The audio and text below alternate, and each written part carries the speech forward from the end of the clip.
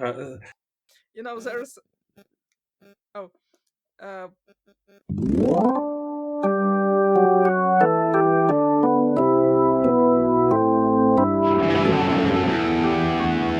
Słuchacie podcastu z serii Lewackie Pitolenie.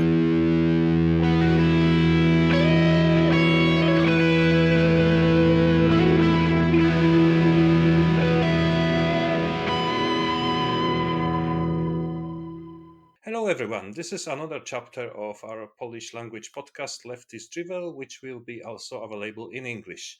My guest today is Alina from Ukraine. Hi, Alina. Maybe you can introduce yourself. Hi, Tomasz. Yes, of course. My name is Alina Nikulina, and I guess I'm a film critic from Ukraine. So I have this YouTube channel that does video essays about mostly, Ukrainian film history, but also kind of like more modern stuff, and not always Ukrainian films. So my main lens is looking at Ukrainian cinema and films about Ukraine through a post-colonial lens. Yeah, we can throw the link to your channel into the podcast description, but it is in English or it's in No, it's in Ukrainian. Ukrainian. Unfortunately, it's in Ukrainian. But I guess there will be someone who can watch it still, so we post it Mm. nonetheless. But I didn't really wanted to speak about the movies, unless of course you have something that can be relevant, because I wanted to talk about the Polish and Ukrainian relations, and not really from the point of like historical or expert analysis, but just as ordinary people, so to speak. And I know that while you are at this moment not in Ukraine, you are based in Kiev, so you are on the ground. So maybe before we start, can you tell me how life has changed for you last year?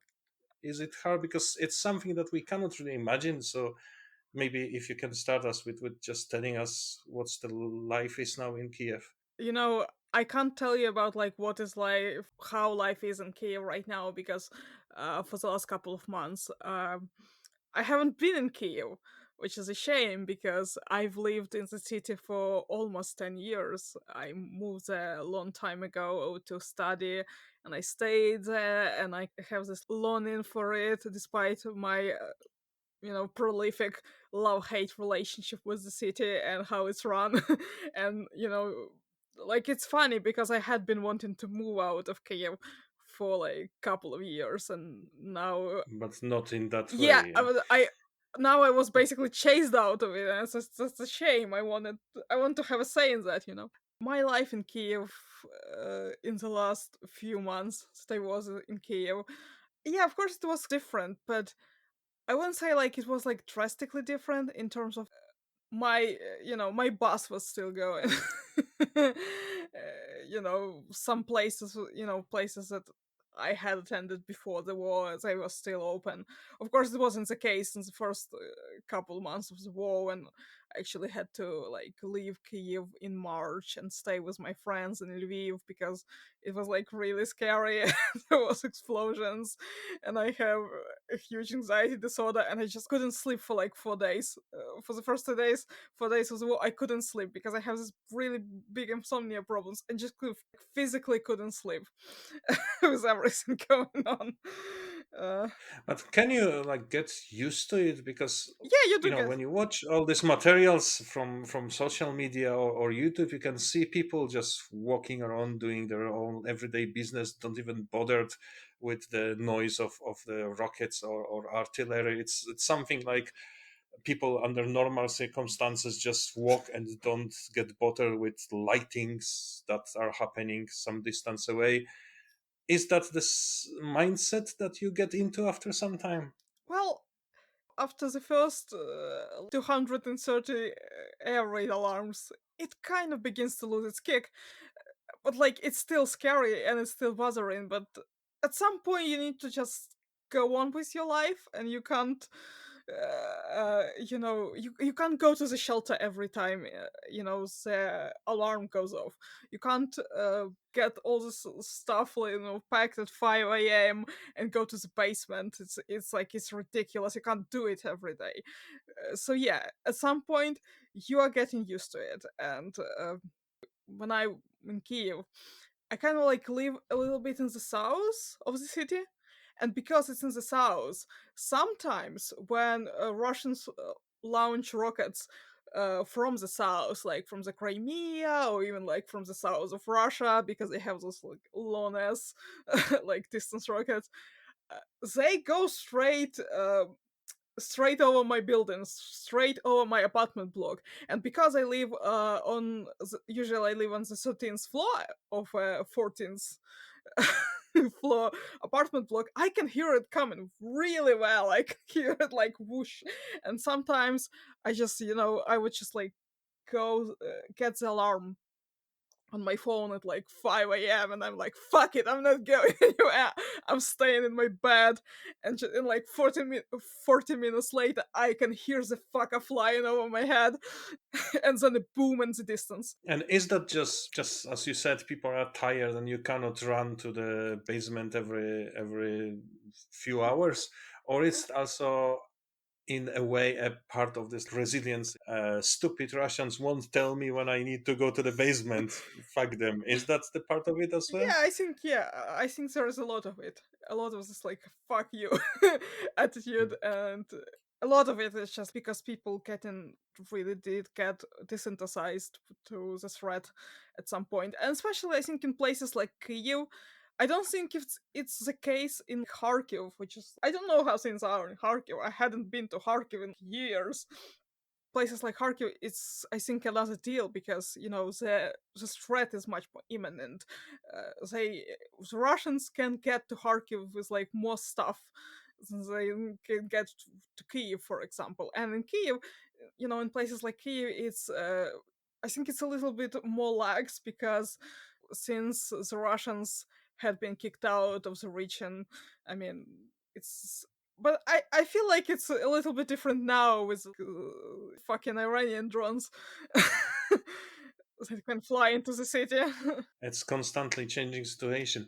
But as you mentioned Russians, I wonder if I can ask you how they are seen now by Ukrainians. Of course, I know you are not the greatest fans of them, but I wonder because we Poles, we have some kind of relations with Russians as well, as you probably know very well.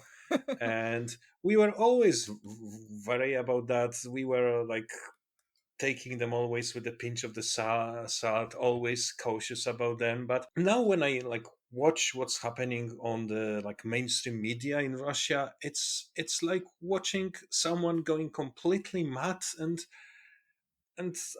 I just don't even know what to think about that. And I'm like trying to watch all these YouTube channels when people try to speak with ordinary Russians, and it looks like a madhouse to me now. So I wonder if you are in many ways closer to them, geographically but also culturally. Do you think this is a right assumption that it's just the country went mad, or there's something more to it? Okay, have you ever like had contact with Russians actually? Well, yes, I have some Russian friends, Mhm. and I have to say, I'm afraid maybe not anymore, most of them, but I still do some, yes. Hmm. So yeah, I am actually geographically I am quite close to Russia because the thing is I grew up in a town that was 40 kilometers from the Russian border. Yeah, when I had driving lessons, one of the driving lessons was going to the border and back. So yeah, I am very fortunate, or I don't know if it's a fortune or not, but I grew up in a pretty Russophobic environment in a pretty Russophobic family as it is. It wasn't like raging Russophobes. We don't have Bandera portraits all over the, the house and Russians are gonna invade. No, but there has always been this kind of feeling of Russians as, I don't want to say lesser people, but worse people than us. There was like one really fun saying that was mean like a katsap, and katsap was kind of like a slur for Russians. We have that in Polish too, Yeah, so yes. there was like this feeling that Russians are mean. You can't trust a Russian. Russians are lazy. Russians can't. Russians can do like stuff. They are not hardworking, unlike us, all hardworking and never cheat and never mean and never lie to you. Yeah. Oh yeah, we have that in Poland too. Yeah. Yeah, but the hilarious part is that my father is actually Russian. He was born in a Russian family. He studied in the Russian school, so until he was 18, he had lived in Russia. Then he moved to Ukraine to study. Then he met my mom. They kind of moved closer to her folks. And since our family is a bit traditional in that regard, he kind of like completely integrated and started speaking Ukrainian and became a Ukrainian in every sense. But yes, still, my grandfather sometimes called his grandkids kacapeniata, which is like little katsaps. It's like really funny. Yeah, I see that. Yeah. So, despite this kind of like always present, like omnipresent feeling of Russians are bad, you can't really trust Russians. We don't we don't really like Russians, and which is can be a little bit surprising from a community of people who has been living very close to Russia for like 500 years. Well, I don't think it's surprising because the people who live close to Russia tend to have those experiences that shape these views. So, Yeah, yeah. But even so, there still was real cultural presence of Russian TV was popular, Russian magazines, Russian newspapers. Like later, like Russian social media when internet became a scene. Because I mean, I'm sure we're both old enough to actually, witness that. Uh, there was still like a lot of Russian language was very much present, especially in bigger cities and bigger towns. Uh, there was like this very strange phenomena when people would go out in public, they would go to work and they would start speaking Russian. They would converse in Russian at like stores and shops and at the market. But then they come home and they switch to Ukrainian because they're actually Ukrainian speaking. They just they just had been taught that Russian was an official language, a language you should. It was it was kind of like an act of politeness to converse in Russian with people. because everyone speaks Russian, but not everyone speaks Ukrainian. Would that be the right assumption? No, everyone like I don't know. Yeah, like I've been to the Crimea a couple of times, but only as a tourist. So I know maybe there, but where I'm from, like everyone has always known Ukrainian, and everyone has always had an understanding, like a working understanding of Russian. So it's a very bilingual scene. I don't know any person who wouldn't have been able to understand Russian or wouldn't have been able to speak Ukrainian. I see, I see. Okay, but there's also one question that bothers me when I look at this. Some friends of me see that Russia seems to be very passive. What Ukrainians were doing, you had this Orange Revolution, there was this Maidan, how like bravely you fight now. If you look at Belarus, when Lukashenko faked those elections recently, how they were brave, how they were going to the street protesting and everything. And if not that Putin sent his powers there to support Lukashenko, he would probably be gone because of those protests. And then if I look at Russia, you know, it's not that every one of them are like these bloodthirsty orcs just trying to rape and whatever. There are some normal people there, and yet they are so passive. I recently fell off with my one of my Russian friends because she was very quiet about the war. She was saying nothing on social media, and then one day she started ranting that Ukrainians were abusing some Russian model on Instagram. I was like, you don't understand why they can be angry. Is that really hard to grasp? And if you were sitting quiet about the war, okay, that was your choice, but then just sit quiet for the rest of it. And this like becomes unresolved. We don't talk anymore. And this is what really actually struck me, that when I was doing this podcast, when the war started, I was talking with some Ukrainians in Glasgow, and I was talking with my family and friends who are helping Ukrainians with this first refugee wave, and also I spoke with another of my Russian friends living in Poland. And what struck me is that the Ukrainians, they were full of hope. Like, we will prevail, like всю буде Ukraina, and we will crush the Russian invasion, and then we rebuild. And we were so full of hope. And she was the saddest person. She had no hope at all for her country. Do you see Russia like that? That this is just lost and like beyond rescue now? I am an optimist. Honestly, I'm an optimist like you've never seen. But I, I think that I I can kind of understand how for someone under the age of like 40 or something in Russia, since might be looking very very grim, because honestly, like in Ukraine we hadn't in Ukraine we haven't had one president for like 30 fucking years. We had Hmm. we didn't have a perfect working democracy, but we always strive to have that. And we always kind of like work for it, and we had this like big protest movements. And Yeah, and let's say the Russians are not making it easy for you. They're still trying to meddle in this way or another. So yeah, this is even bigger struggle for you than what, for example, Slovakia or Poland had to endure after 1999. So yeah, we have to remember about that. yeah. And it's kind of a strategy. I feel like it's a kind of a strategy of the Russian government. And i I feel like I know it because I saw it. Some previous Ukrainian governments tried to do the same to Ukraine, but it didn't work. And the Russian government was very successful in uh, basically convincing people to accept this social contract of, you do not interfere, and we kind of like grant you kind of like some sort of stable life, some sort of like income, and some social benefits. It's not gonna be anything like much. It's gonna be pretty shitty, and a mature like a large part of the country is gonna live in under horrible conditions. But you shouldn't just interfere, because politics is like dirty business. You can't really decide anything and stuff. And for some reason they tried to do it in Ukraine, but it never stuck in Ukraine. So in Ukraine, there's always this percentage of crazy people who are like, no, actually, I want to interfere. I wanna decide. I wanna throw in my 5 cents. I wanna do something.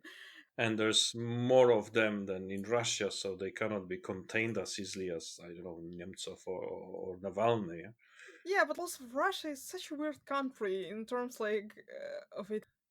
It's it seems very monolithic in terms of there's like the main nation, but also it's a country that made of a lot of small countries, to be honest. Yeah, Yeah, and it's a colonial power. All this like Chukcha people and Tajiks and whoever they live in the southern Caucasus parts of Russia. It's all different nations, different cultures, different languages, different alphabets, even, and yet the state propaganda makes them all Russians. yes, and also I think it's like its own conversation of how the Russian Empire functions, and I do not feel like myself to feel like fully qualified to talk about it. But what I find interesting is that there is this big center of this empire, like Moscow and central, what they call European Russia, and it's a main thing where like all money comes and everything comes and like people come. I think I know what you mean. It's like the Moscow, St. Petersburg, Yeah, and also then that. everything else on the east with all these muddy roads and falling apart wooden huts in the forest and stuff like Yeah, I'm that. sure Yeah. not like everything like that, but they have like, I don't know, Yekaterinburg seems like a Yeah, big it's a city. generalization, but Yeah, yeah, but I think we are on the same page. Yeah.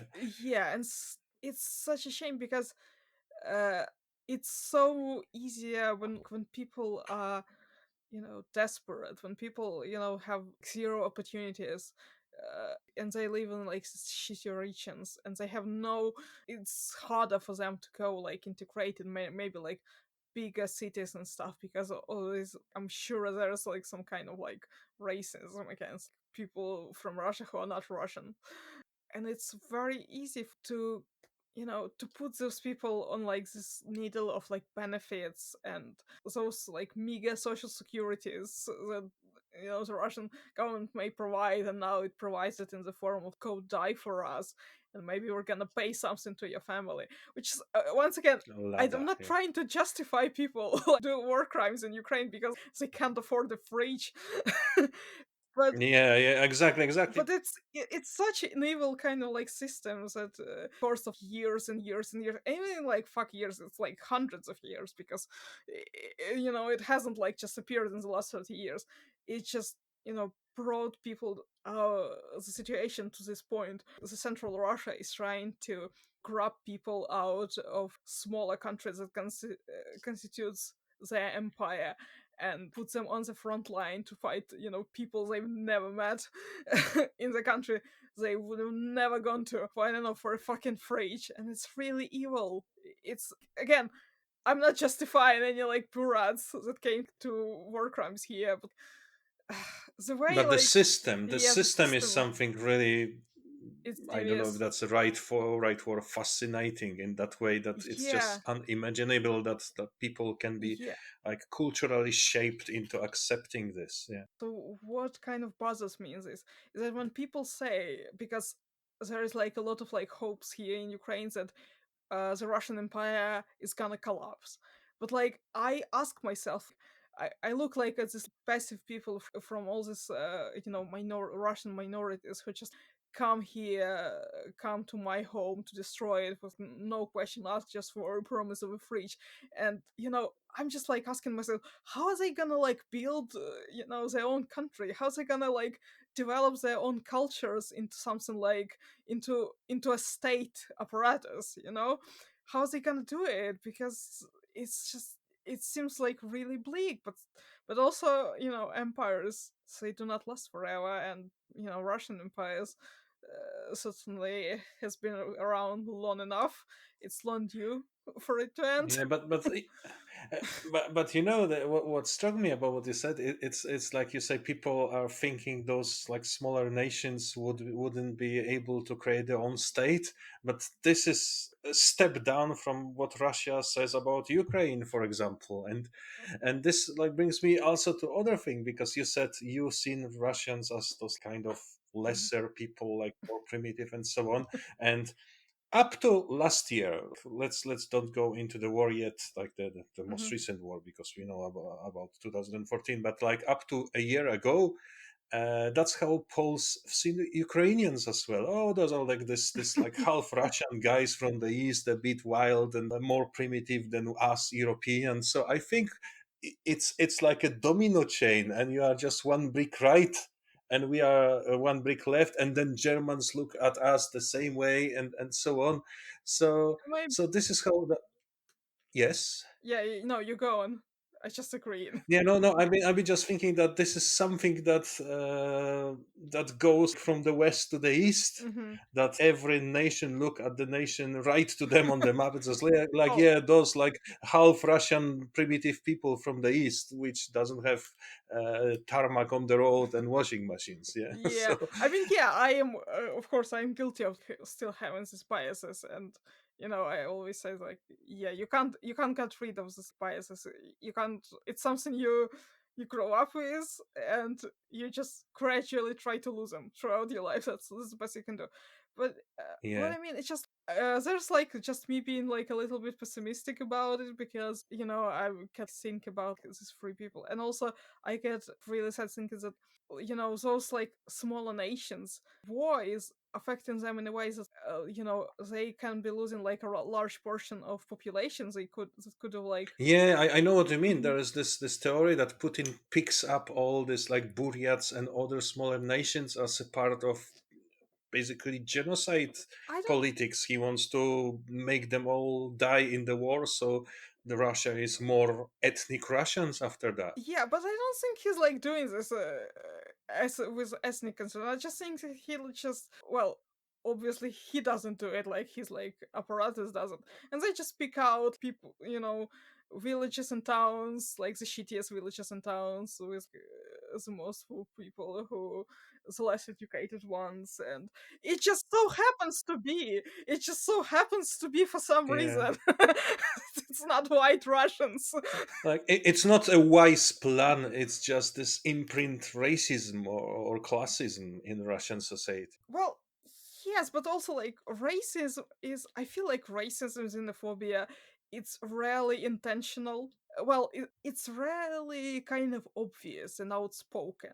So it's just kind of like it's subconscious almost, and it shows itself in ways, just like because of the way like the Russian Empire had developed. The big cities are predominantly filled with the titular Russian nation, and it's like the poor regions further away, they're just these colonized nations, with like different cultures, different religions. They don't really look like typical Vanya from Moscow. Yeah, it's Yeah, just I what think I know what happens. you mean. I never been to Russia. I always wanted and probably won't happen anytime Oh, soon. I've But been a couple uh, times to Russia to visit my fucking family. But I've only yeah, ever been to the but European part. yeah, but that's what you said about these big cities. It's like I watch some YouTubers. I try to understand Russia, and you see even those cities somewhere in the far east, Sakhalin or somewhere around Vladivostok and stuff like that. It's exactly as you say. You go on the city streets, and you can see all these white European faces. And as soon as you go off the beaten track to some village, only then you find this native population. So I think this is exactly what you're talking about. Yeah, but once again, I'm not like justifying those people who like come to Ukraine and die. Like, it's No, like, neither do I. yeah, Yeah, but of course, it's not even worth discussing. It's so just like, obvious. I think that's yeah. honestly, like it's gonna sound very cruel, but I would have loved for like more people from like Moscow Oblast to come and die here, because it would have, then they would have filled the steam much more. Because it's sad, but like no one cares about some kind of people from like really far away villages, and we shouldn't care about them Yeah, either. I think it's for them. It's some war fought somewhere in Ukraine by people from outside their social circles. It's like last time I spoke with this Russian friend of mine. I mentioned she was still like derailing the topic of conversation into how good living standards are in Moscow, and it felt even cringe. Okay, let's leave it. Yeah. Let's look west now, up the chain. So as I said, like up to a year ago, Poles were looking a bit down at Ukraine. Now it has changed. But tell me, what, like you as a Ukrainian or some of your friends, family, what you were thinking about Poland a year ago and before that? Oh, I don't. So the fun thing about where I come from is that I come from Sloboda, Ukraine, and that's kind of a fun region, because most of it was settled in like early 17th century, late 16th century, by people coming from the right bank Ukraine, who used to live under the Polish law. And there was like just like this period of time when Poles, they were like, okay, let's all be Catholic and Polish, and a bunch of Hmm. people were like, no, we're not gonna do that, we're gonna move. Yeah, and that's kind of how my family had ended up there in the north of Ukraine a long time ago. uh, yeah, I think it always depends on in what part of Ukraine you were born, because I'm sure that some of my friends. I don't have any family in Western Ukraine. Some of my friends who were born in west of Ukraine, who live in west of Ukraine, they have probably a very different relationship and mindset around it than I Hmm. do, because I don't. For me, Poland always has been like this faraway foreign country. And the first time I actually visited Poland was I think it was 2017, and I went to Krakow, and it was like for this kind of like educational thing. And I went to Krakow, and for some reason, I know it was like February, so maybe everyone was cranky about it. But for some reason, I very well remember, so my couple of days that I spent, so I mostly spent my time in Oświęcim, but then I like spent a couple of days in Krakow. So remember my time in Krakow as everyone being rude and mean to me for some reason. I didn't know why. And like, yes, and it was like, but I love the city. And my next time that I came to Krakow was in May of the last year, because I went to visit my friend in France, and I had to go through Poland, obviously, because we don't really have the luxury of airports back at home right now. I was shocked at how different my experience was, because it was like they were like so nice to me. Everyone was smiling Yeah. at me, everyone was like eager to help and to assist, and everyone was so nice and understanding and just fucking fabulous. Yeah. I have to say myself, I was really surprised and depressed because this was always this looking down at Ukraine, and there were all this like historic conflicts. We have some difficult history, and also like someone with Eastern accent could be always mistaken for someone Russian, which wouldn't make him any favor amongst Poles. So when I saw like how on like February last year, like everyone in Poland dropped everything they were doing and started helping, I was really shocked. It was something much. I would never expect that. Like I would expect help, but not at such crazy scale. Every single person I know was helping in this or that way. Even my right wing friend, who is like completely nut job, and he was praising Putin before, was organizing some medicals supplies for a hospital in Lviv, and it was just crazy. But before that, what I'm interested in is that Poles, when they look at Ukraine, they don't really think about that. Ukraine was part of the Polish kingdom, and you could say, I don't know if you felt that, like Poland was trying to colonize Ukraine, and it was this commonwealth of two nations, Lithuanian and Polish, and what about all these Belarusians and Ukrainians who live there? So is that some notion that Ukrainians still look at Poland with some grief? Because I know, for example, Lithuanians, they have some of these grievances towards Poland, as they were feeling we were trying to colonize them and everything. So you, who weren't even mentioned in this name of the country of two nations, maybe have some grounds to have even more of that. I feel it also kind of like depends on the time period, because uh the historiography of this kind of like process of Ukrainian Polish-Ukrainian relationship and vice versa, and the great Duchy of Lithuania and all that stuff. Yeah. So back in the USSR, so the USSR really tried to push this narrative of Poles as evil bourgeoisie colonizers who tried to enslave Ukrainians and made them Catholic and whatever. Yeah, because it kind of benefited the interests, but they also tried to do it in a very casual way, because also like Poland was also a satellite, and it was all about friendship of the people. So in the Mhm. 1950s you get a lot, like for example you get like a lot of movies about Ukrainian Cossacks fighting Poland, and like Bogdan Khmelnytsky fighting Poland and all that kind of stuff. Yeah. And We have those as well, but you were the bad guys in them. yeah, of course.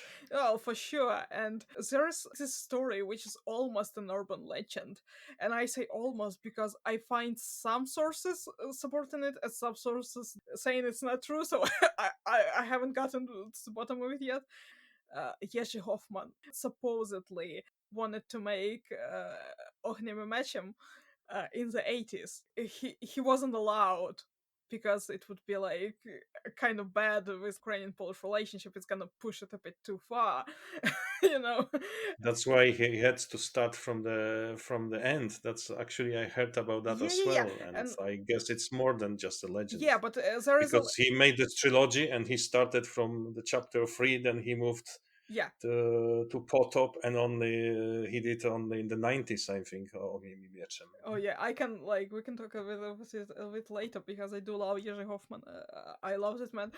Yeah, but there is a legend that there was this film festival in Moscow in late 1970s, and bunch of filmmakers attended from all parts of the Soviet Union, and Jerzy Hoffman was there, and he like said, "Oh guys, you know what? I want to make Ogniem i Mieczem adaptation," and Russian director of kind of like Ukrainian descent, Sergei Bondarchuk, he told him, "Oh, then I'm gonna like make Taras Bulba," which is kind of like an opposite of Ogniem i Mieczem. It's like this romantic historic melodrama, which is like very anti-Polish. When Ogniem i Mieczem is this historic melodrama, which is very anti-Ukrainian. Yeah, as we are on this topic, have you seen Smarzowski's Wołyń? Yeah, I've seen it.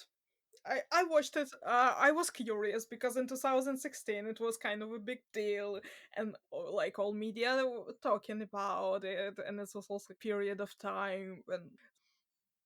Okay, so I have to like do a little exploration of this topic in Ukrainian mass media for you to understand me. So in 2014, there was this very famous interview, which became a meme instantly.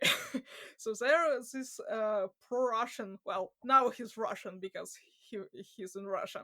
There was used to be a pro-Russian politician, Ukrainian politician called Oleg Tsarev, which is a very funny figure. Yeah, so before the invasion, he kind of like fled to Russia, and I actually like vividly remember him tweeting some stuff like a few hours before the invasion happened, tweeting some stuff like, "Oh, Ukraine's gonna be like liberated or something," and me kind of like replying to his tweet like, "Ah, fuck you," like no one cares about you, you're a clown. And then in a few hours, the invasion started. Yeah, but yeah, because he was in Russia at the time. But yeah, so he was this kind of like a very, I won't say like very famous, yeah, moderately famous Russian politician who was kind of like this clown. He used to say like really outlandish things, and he's not a very smart person. And he was one of We have the share of them too. yeah, and he was like one of the most pro-Russian. And in 2014, I think it was April, it was right after the Crimea happened in 2014. So Oleg Tsarev was invited to have an interview with this kind of like journalist from one Ukrainian TV channel, which this he's a bit bellicose. He's like a little bit up for confrontation always. He's a very like bright personality in his own right, and he invited this guy for an interview, and everyone, everyone knew it was gonna be like it was gonna be amazing because yeah, this is two guys together and with completely different views on everything in life. The interview started, and it kind of like the conversation kind of ended up going to the past, the history, and there was a meme because the interviewer like wanted to he asked this pro-Russian politician, when did the World War II start, and he couldn't tell. So he's like just started kind of like bumbling, trying to come up with an answer, and he said that the words the massacre in Volhynia. The massacre in Volhynia was in 1941. Yeah, and it became a meme because it was just like so dumb. Like just this guy just trying to. It was basically an example of this guy like not knowing an answer to a very simple historic question and just trying to get his way out of it with. But what about this sin that happened also during the World War II? Or maybe knowing but not willing to admit, Russians really don't like this 17th of September 1939 No, he's date just a to dumbass. remember. Okay. Yeah, no deeper meaning. Yeah, and since then, this historic event that happened in Volhynia, it re-entered the public discourse through this stupid interview, through this stupid meme. So when in 2016 the film came out, everyone kind of like was still a little bit fresh on that, and everyone wanted to to throw in their own five cents, and I just wanted to to see it, and to like to figure myself to figure out for myself what's gonna be about. Because to be honest, I don't have like any strong opinions on these historic events in terms of, I don't think I know enough about it in terms, because it's just, I feel it's like a pretty local historic event. You would know something about much more about it if you like from that area, but for me it's just something they mentioned in modern history at school once. Yeah, I think there may be also this. It's not really convenient for you to remember, so I would expect, like when it comes to Polish people killing Jews during the war, like in Jedwabne, for example, they try to push it away from this national mind and just pretend it never happened. Maybe that's part of that as well. Yeah, but also like, to be honest, yeah, Ukrainian history has some very dodgy pages as history of almost any country, I guess, especially European Yeah. countries. Oh god. But yeah, and it kind of like, so because of that, it was like still fresh on that kind of like wave, like the words, the Volhynia massacre, they just kind of like have re-entered the public discourse. And I just wanted to see the movie and to like to look for myself. And I don't remember it very well, all these years. I remember being not very impressed. It was like a very okay movie. I felt it was like a little bit, melodramatic and a little bit trying to be manipulative, but it's completely okay, because I'm gonna tell you that most of Ukrainian period dramas are exactly the same.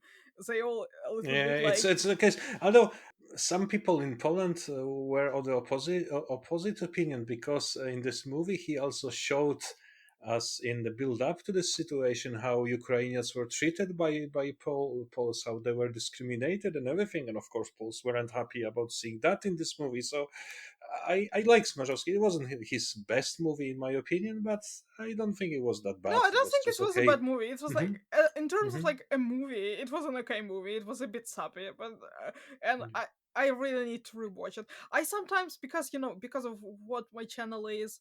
Oh, I haven't mentioned it. So one of my most popular videos is a video essay about Ogniem Meczem. So I do get requests to talk about this, this movie about the Volhynia movie quite a bit. And Hmm. what I usually reply to people is that, look, I'm from the north of Ukraine. I don't feel like I'm in a position to speak about this tragedy. Like the same thing. I'm friends with this much more popular Ukrainian YouTuber, and he's from the west of Ukraine. And like one time, I kind of like told him that, if you want to talk about the Holodomor, for example, it's not gonna be the same for you, because for you it's the sins that they talk about in history, and it's since it affected your nation. But for me, it's something that affected my families, and to the point that they're like real names and real stories and like real people who like Yeah, survived through it. I know what you mean, because it actually affects my family, because my granny was telling me a story. She was growing up in Volhynia, and it's fascinating because she was telling me all these stories, this village life in there, and these people were really, really simple. And for example, I was fascinated with these stories. Like she was a daughter of the teacher, Mm-hmm. and she said all these local girls in this area, she said, like, unless the girl had a kid, nobody wanted her as a wife, because they weren't sure if she's fertile or not. So there was these things that were something unheard of in the big cities. But as the family story goes, my great grandma, as a Mm-hmm. teacher, she was sent to this like little village in the back of beyond, because she was opposing this Polish government program of Polonization of Ukrainians, forcing the Polish language on them and so on. So she was singing some Ukrainian songs, and my granny was singing me some Ukrainian songs when I was a kid. And that's probably why she got good relationships with the local people. So when this Volhynia massacre came, the local people came to them at night, took them away on the horse and cart, and drove them to the nearest town. And that way, my granny and my great granny and her two daughters were the only person from the village that avoided the massacre, apart from one other girl who hides somewhere. And I was growing up when my granny, who probably still had this very strong PTSD. I remember she was getting up at night and checking if all the doors are closed because Ukrainians may come, and stuff like that. And it was fascinating in this that, on the other hand, she was so like keen of all these songs and Ukrainian culture, and she could be telling the stories about that. Childhood in this Ukrainian village for hours. But this topic of Ukraine was really triggering her. So it was something he would rather avoid. And I remember once I've been driving her in my car, and that was when Vuvu and Haidamaki, they recorded this album together, and it was playing the radio. And as soon as I switched it, as I heard it, I switched it off because I was afraid, oh, my granny, she will hear Ukrainian language, she will get it triggered. But she says, no, no, put it back. And I played the whole song for her, and she was crying, and she was really crying, like she broke in tears, and she said, like, I never believed like Ukrainians and Poles will be able to be friends again and working together after what happened in Volhynia. And it's like makes so much joy for me that I can see these young people, for her, Waglewski is still young. Young people being able to like cross these boundaries and work together and create such a beautiful music.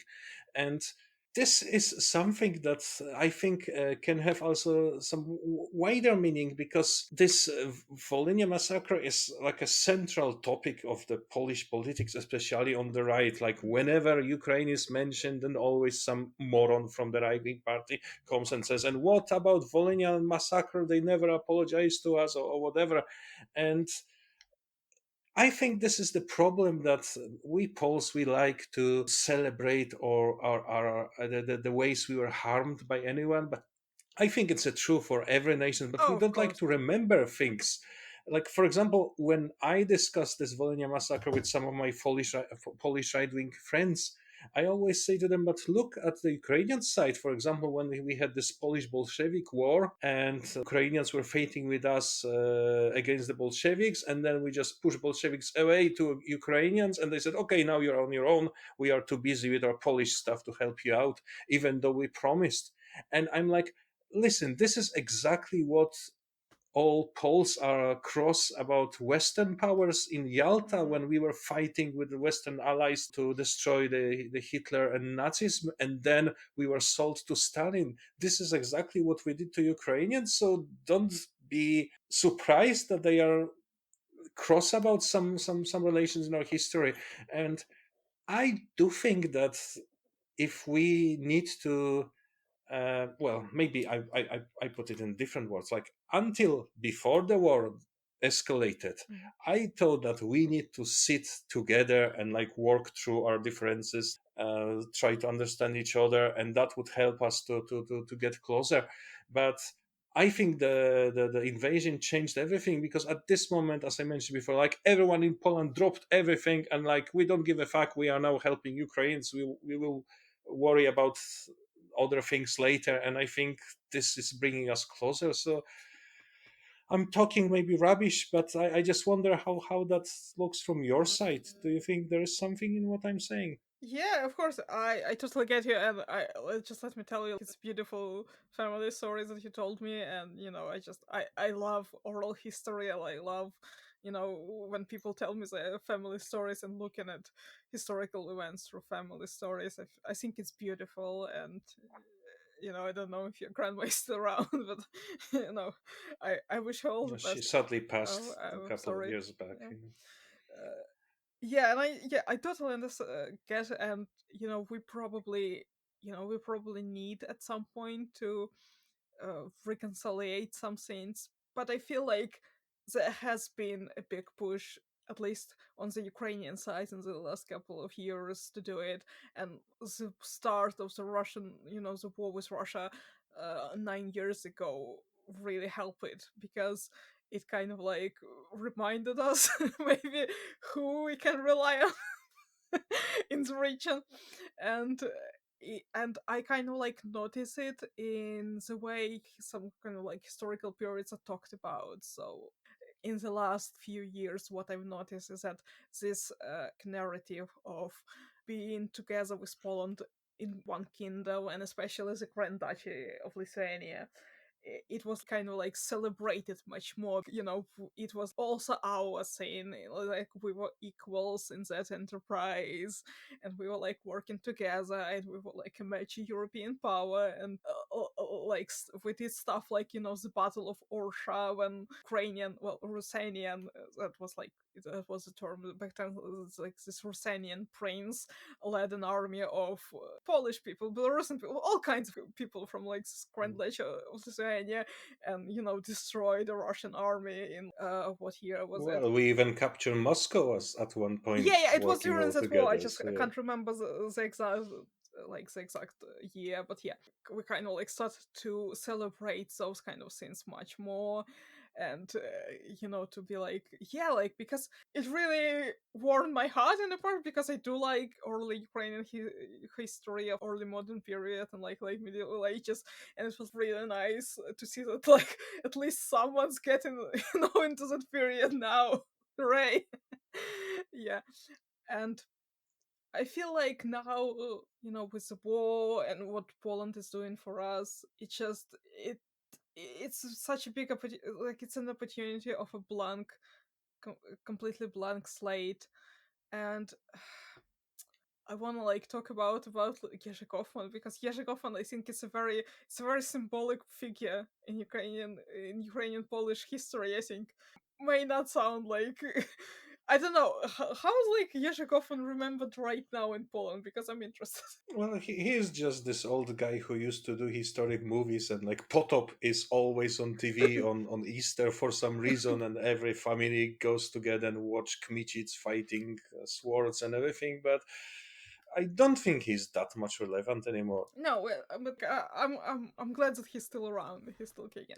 Jerzy Kaufman, he has this very irrational but just adorable love for Ukraine, and he's right so hard to be in a relationship with Ukraine, I don't know how to put it. And every time he tried to do this in Ukraine, he tried to do that scene in Ukraine, and we always kind of like, and there have always been some kind of bullshit. There's like been some stuff like there was like this big scandal in 2008 when he some TV channels basically showed his movies with no royalties, and he tried to to argue it in the court of law in Ukraine. But 2008, it was a period when like really high corruption, and the law and the courts in Ukraine were basically worthless.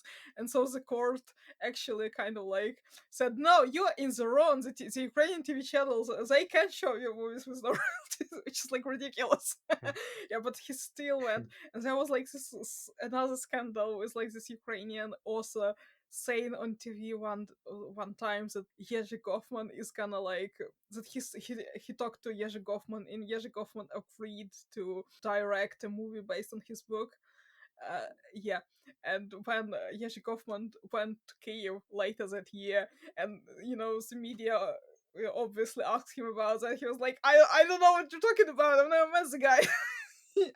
So that's really like always like some hilarious bullshit happen. I have to say, I'm surprised that he is the person you are Well, talking about because the significance in this dialogue, and I think it's not only because you are the movie critic, but I kind of also studied him for a video. from what you say, it's for the wider society as well. Yeah, But it's I think also the reason why these contacts are getting closer is that Ukrainians will now go to Poland just for work long before the war, long before 2014 even. I left my home city of Wrocław for good in 2006, and every time I was going there was like more and more Ukrainian people. And now, a year ago, before this like full refugee wave came, it was estimated like one in 10 person in my home city is Ukrainian. And like everywhere you go, like Ukrainian bus drivers, Ukrainian barkeepers, Ukrainian shopkeepers, Ukrainian people are everywhere you go. And I think that also helps to bring the nations closer, because if you see that those Ukrainians are not those like half Russian wild people from the forest in the east, but actually your lady in Żabka and your bus driver and the parents of your kids' friends from school and teachers and whatever, because of course as a migrant myself I want to stress up that migrants are not only doing the cleaning jobs but also they are getting engaged in the all levels of society. And I think that was also what made it easier for us to work together when you were invaded, because not only we've seen you in the different lights than before, but also this enormous network of contacts, thanks to all these Ukrainian people that live in Poland already, was crucial to Poland to be able to organize this help in such a great level, I think.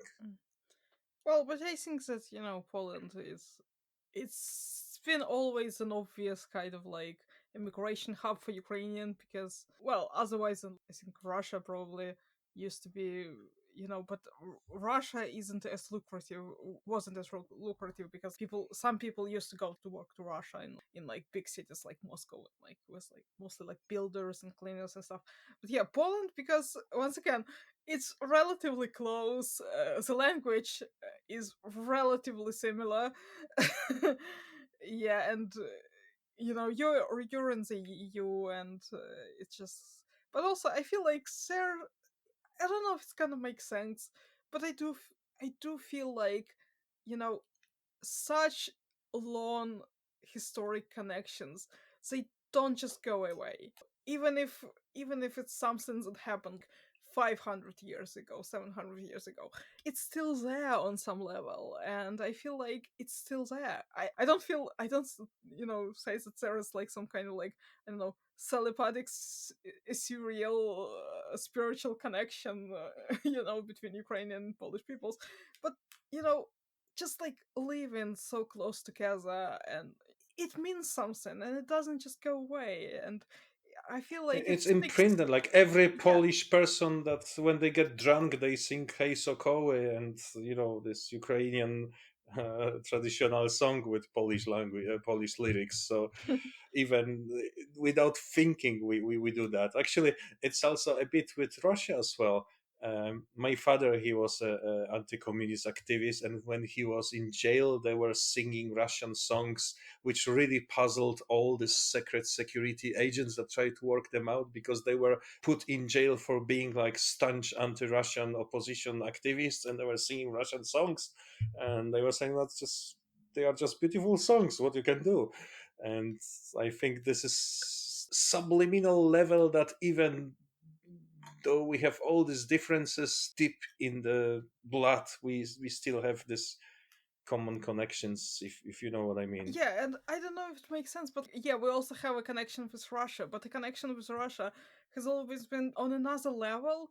I feel, because of how, the Polish kingdom functions, the Dutch Ossetiania, for example, like function, it didn't like function exactly like Russian Empire. And, Ruthenians had a say in it, and like, you can argue to what extent at certain periods of time, but still, there was this tradition of participation in the statehood, which maybe kind of like lacked back in the times of the Russian Empire. And also, say what you want about Polish people, but Polish people, they haven't invaded us in the last like 30 years, so that's very nice of you guys. Yeah, I think it was more than 30 years though. Yeah, okay. Yeah, but like I'm just trying to think of the first time in the recent history when Russia tried to do anything like about Ukraine, and there was some things about some fears that back in 1991 that Russia's gonna do something, take away Crimea or something, but they didn't. They waited for a bit. But what you said here also brought this thought to me. See, Poland was trying to colonize the lands to the east of Poland. Well, this is a historical fact. And yet, as you just said, you were feeling that when you were in this like Commonwealth of Poland in Lithuania, after all, that was the official name, you felt as a part of it, as equals. And this not happens usually when you're colonized by Russians. And I also noticed that recently that I moved recently to Finland, and I now live in Helsinki, and I can see this Swedish heritage in Finland is very celebrated, yeah. And there's a Swedish speaking minority, and people are forced to learn Swedish in schools, even though they are not very happy. But the part of the history when Finland was part of Russia was much more recent, and yet apart from this monument to the Tsar on the Senatory Square, which is there because he granted Finland some more of autonomy, from what I gather, you cannot see at all this like Russian part of the Finnish history. And this is something that I think it's a dead giveaway that Russian style of colonization is not exactly the same as the other nations. It's not only about the colonization. I come back to my granny who was living in Volhynia first. So first they were invited by Soviets who like took my great grandfather away, and KVD took him to be never seen again. And then Nazis came, and my granny has some stories about Nazis like being, despite all of the atrocities of the war, being kind of like cultured gentlemen in a way. And one of them even saved her life. And then when Russians were coming again, everyone ran away to the West because Germans were much better than Russians. And we are talking about fucking Nazis here. So that gives you a clue that maybe there is something with Russia. Yeah, but I don't think. Well, first of all, there's not like this kind of thing of like good colonizing and bad colonizing. The point, the reason why we maybe have much more fond memories of this historic memory of being a part of kind of like, you know, this big Polish state is because it was a long, long time ago, and there is no one alive to remember it, and you know, it's not personal. Like something that happened to your 15 times great grandfather is not personal. Yeah, Maybe. yeah, like I don't care about the trauma of my, for example, ancestors who had to relocate to another part of Ukraine because they got sick of the pollinization and consolidation. But no, Well, but this theory falls apart when we look at Finland, because I bet there are still some Finnish people alive remembering living in the Tsarist Russia. yeah, but Maybe in that's what I'm coming to. I feel like the Russian Empire, because the Russian Empire, like, it's still ongoing, and you know there is still it was very much, you know, on the height of its despotism and tyranny at like in like late 19th century, early 20th century. Well, yeah, we don't have anyone like who's physically around, but it's not that long ago. A few generation is not that long ago, like to still have the memory of it. I think it's also what that despite Soviet Union episode and everything, like this Russian colonization is still ongoing process. Yes. The same process. Like Poland today, it's not the Polish-Lithuanian Commonwealth. It's like a completely different political body. While in Russia, there's this continuation from Tsarist Russia into Soviet Union back to this today's Russia. It was not cut in one point. It's still the same process. Is that Yes, something of course, yeah. obviously. And also, you know, no one in Poland, well, I'm sure there are some like bosses in Poland who say that we should own Lviv because Lviv used to be part of Poland and that and that, like that and that. And oh, we have a right, we're entitled to some Ukrainians like territories. Like, no one in Poland says that you need to take Poltava back because like, a part of the Poltava region used to be like colonized by the Polish magnates in the 17th century. That's insane. But the problem is that Or this place in Gambia in Africa or whatever yeah, it was. but the problem with Russia is that it's still very much an argument.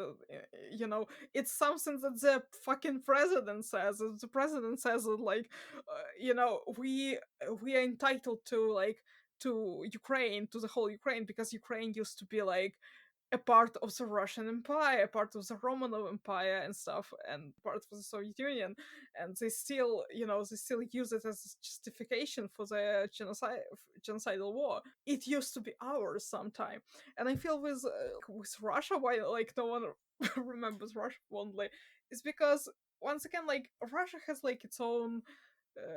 I feel like state traditions and bureaucracy traditions and stuff, and Russia always, you know, they come in, they they try to make everything Russia. They try to like ban the language, reform the schools to be Russian schools, reform the church to be a Russian church, and like to build like their own temples, buildings, monuments and stuff. And then as we clearly see in a couple hundred years or even like sooner, the offsprings of these like people from a long time ago, they say, oh yeah, but now we are entitled to this because we have our monument in that, like, or because people know Russian in that region, because those people, the ancestors of those peoples, had once been forcibly taught Russian. And it's Yeah, I think we have the same because I'm from Wrocław, which is Western Poland, which used to be German, and they were this German people who were like Erika Steinbach, who were also like that, even though she was like hilarious because when Germany invaded Poland, her father as a Wehrmacht officer was given some Polish family's house, and now she claims that it's her family home and she should get it back. So sometimes it gets really hilarious, but I think I do, and some Poles can do understand what is that you're talking about now. Yeah, but also like a part of Poland was a part of the Russian Empire effectively, and yeah, and they are trying to remind us. So, like Eastern Poland for them is belongs to Russia because it used to be occupied by Russia, and Western Poland, according to them, is there to be decided about because Stalin gave us like Wrocław and Szczecin and stuff like that. So, oh, it just makes me mad. Like, honestly, these fucking people. But yeah, so it leads me to my point that Russians have to like face their imperial identity and imperial past, or they are gonna stop existing in their own borders, which probably is gonna be for the best. But still. yeah. But we are like getting longer than I planned, but this conversation is fascinating. Of course, we haven't touched half of the points I wanted to touch because it was much more interesting when you took me with this conversation. Oh, sorry, like, once again, I am no historian and I, like, I'm just rambling here. I'm just, like, a crazy person from But Ukraine. that's great because exactly that's what I wanted to understand. Like I put this inverted commas normal people who, or maybe I shouldn't. Okay, you know what I mean. I just want to get like ordinary person's opinion, not a historical analysis. But I wanted to touch one thing before we finish and changing a bit subject because we all hope like Ukrainian army will push up the invaders away and now let's not even go in this military analysis because we all know it's like apart from the bravery of Ukrainian soldiers, it's all the big politics. So who gets bored quicker, Putin or the West that supports Ukraine and so on. But say you push away Russians from the Ukraine and then the Crimea, that will be a problem because of all these pro-Russian people living there, no? Yeah, it's gonna be the problem. And I feel like that's the thing that I'm the most concerned about, like, personally. I think that a lot of people in Ukraine also have this anxiety because, honestly, I feel like at some point Russia's gonna be willing to give us some, I don't know, they're gonna like pick a city close to the Ukrainian border, like Rostov or Voronezh or Kursk. They're gonna be, hey guys, do you wanna have that one instead? Because Crimea is so important for them. It's so important for their identity, this imperial identity, like this Crimea being also like castles and And also for mansions, the military like, purposes because they need it for the navy. yeah, and also for the military, like the fleet, the navies, it's like the ships and stuff. And it's gonna be like so hard for them to lose Crimea, but they are going to lose Crimea because it's ours. We want it back. Uh, Let's hope, and I really hope that will happen sooner or later. You push them away, and then you are left with all these pro-Russian, angry Z people in Crimea, with people who live there, worked for Russian army and navy all their lives, and you cannot really deport them or treat them like a second category citizens. Then they will be a problem for you. Do you yeah, have like do you think Ukraine has plan for that, or this is something you just think, oh, we'll worry about that later. We're absolutely going to have this problem. I hope so that we have a plan for this.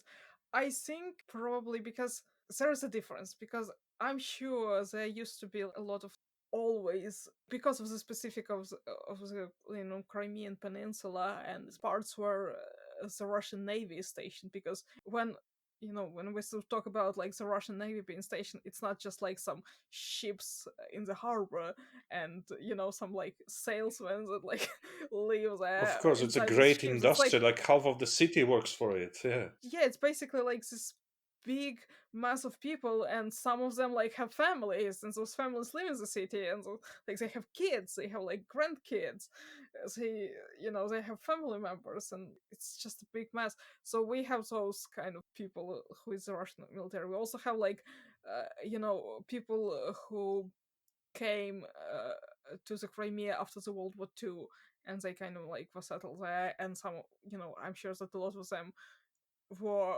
had like pro-Russian leanings when But you also everything have plenty happened. of people who came there after 2014, like this Yeah, but stupid lady who was crying when trying to get across the bridge. You probably have seen that.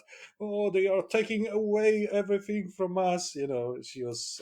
yeah, but yeah, and we have these people, and that's what I'm kind of like leading up to. We have these people who came after the annexation, and that's kind of, I feel like that's the whole other sin. That's the whole other sin, and the way like these people are kind of like and treated. I feel like Ukrainian government has, it's completely justified to, like, even deport those people back to Russia, because they just came after the Yeah, annexation. they are They, clearly the you know, occupiers, so that's different from the people but who were there before 2014. Yeah. yeah, but that makes them kind of like illegal immigrants, honestly. Also, on the Ukrainian territory. Yeah, but it's gonna be hard, and especially like, how do we get them back in a safe way? Because I don't really like. Do you know any cases of relocation like that? Many people in the modern Well, I history. I do. mean, I'm from not right Wrocław after. in Poland, so yes, but. Yeah, but not right after World War Hmm. Two. I say like from like, let's say, 80s. Well, the example I could think of is those like Russians in Estonia that got all this like gray passports, like non-citizen passports. But those would be tricky because Yeah. people who lived there before 2014, they were already Ukrainian citizens. You cannot strip them of the citizenship, I guess. So this will be a problem. I can't think of any good solution.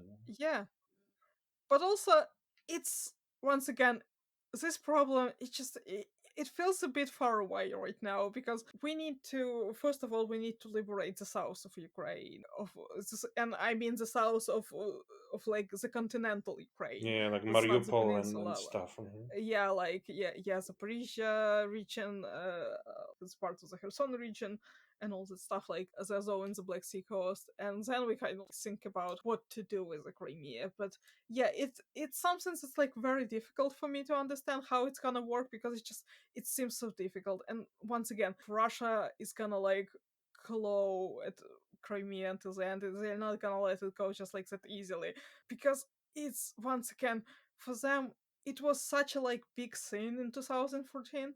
They were so gleeful about it. They Krim took Nash and Crimea, everything. and I then it's like, remember that. Yeah. it's ours again. And it has like all those like cool imperial mansions and palaces and the navy and stuff, and it's kind of like this. It almost felt like this kind of old Russia preserved in that one region Mm. for them, which is not the case at all. But that's how kind of they view it, and that's so fucked up. And yeah, but it's gonna be hard. And I have friends who are from the Crimea, who moved back to the continental Ukraine after the annexation, and but some of them say they still have some family members there, and they still, and obviously we have like this big Crimean community of the like these indigenous people of the peninsula, and they still like hope that they're gonna come home. And I want it to happen so bad, because think about the Crimea. I only visited it as a tourist, but it's a beautiful place, and I would like to visit it again. Me too. It feels so hard, because it feels, even with the Donbass, it feels hard, because the Donbass it it remained under the Russian influence for like for this 9 years, and it's so bleak right now. It just has no rule of law. It's always this kind of like brigands and bandits and mercenaries running it, and it's kind of like takes such a long time to get those places back to normal. Just back to the law and figure out everything. And it's Yeah. just it. But also, like, I am hopeful about it.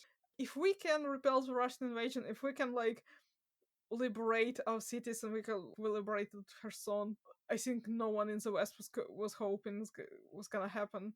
We can liberate Crimea. I just think it's gonna be really difficult. Yeah, I'm just only worried that after you liberate the like continental Ukraine, then the West says, "Okay, you got enough now." Like, Yeah, that's also I do share this concern, because it feels like the West is much more eager to sacrifice the Crimea for the end of the war than yeah, Ukrainians of are. course they are happy to sacrifice someone else's Yeah, some stuff. of Yeah, them are like I'm Polish. I know some of something them about would be that. Yeah, some of them would have been pretty like happy to sacrifice everything, I don't know, like east of Kaliningrad. yeah. Yeah, who cares about the Lithuanians and Poles? Okay, so what we can do as Poles to influence the West? I have to say, I think our government is a bunch of idiots, but they are doing a good job when it's coming to Ukraine. What do you think Ukraine would need more from Poland?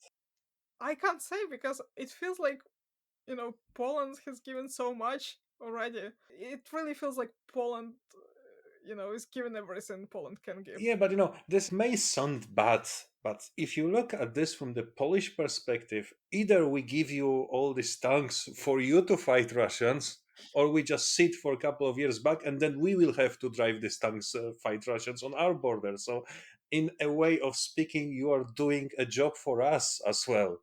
So it's not that we are doing that just of the will of help. It's good for us as well to help you. So it's nothing you should feel bad about. I do believe it, because it's really, Yeah. despite what the Russian propagandists in Poland are trying to say us, that it's not our war. It is our war as well. We are just lucky you are fighting it for us.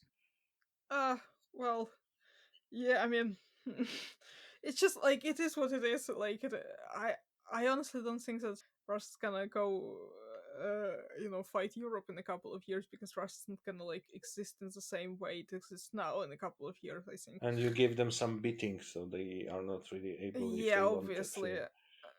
Yeah, but I honestly feel like if anyone is doing enough, it's Poland, because you guys are amazing. You're helping civilians, you're helping the military, and it's it's really nice. Like, even like regardless of any kind of like historical context of what like grievances or on the other side historic achievement, like common historic achievement we might have had, it's just like such a nice blank slate of a completely new era of Ukrainian and Polish relationship, and it means a lot. And I'm looking forward to seeing where does it lead next, in like maybe better common cultural projects, like filmmaking and stuff.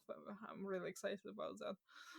Yeah, and I think we finally, you impressed us. We no longer see you as some wild half Russian people from the box. It's just what Ukrainian is doing. It's just proving to everyone that you are like nation, a part of the Western culture, and all these bad opinions about Ukraine. I think they are no longer with us. Even this tiny corner of the internet, I'm active because I also drive lorries, and I'm in some like Facebook groups for lorry drivers, and the Ukrainian Mm. truck drivers were always talked down and looked down upon. I barely can see that anymore. Even in such little things, this relations between nations are changing, and I just hope it will only get better, as you said. So finish the arse kicking, and then we can sit together and work together for the better future, I guess. Yeah, that's gonna be great. Okay, so I would like to thank you for the time. This will be one of the longest of our podcasts, but I think I Oh, just leave it. you're welcome to edit everything out. It's fine. Oh no, I was just about to say that it's just so fascinating conversation. I probably just clean it up a bit and leave everything in it, because I cannot even think about the stuff I would like to remove, because I think it will be too much loss. And this is the luxury of the podcast. We are not we don't have to fit into the frame on the radio or something, so we can run it a bit longer. So I think that's what we'll do. Anyway, thank you again, Alina, for being with us, for sharing your views, and for sharing the histories. And we will drop the link to your canal, and maybe you will put some subtitles one day, so as the first of those like transnational cultural Okay. projects you were mentioning. Okay. And I hope to speak with you in the future in completely different circumstances. Oh, of course. Thank you. Thank you.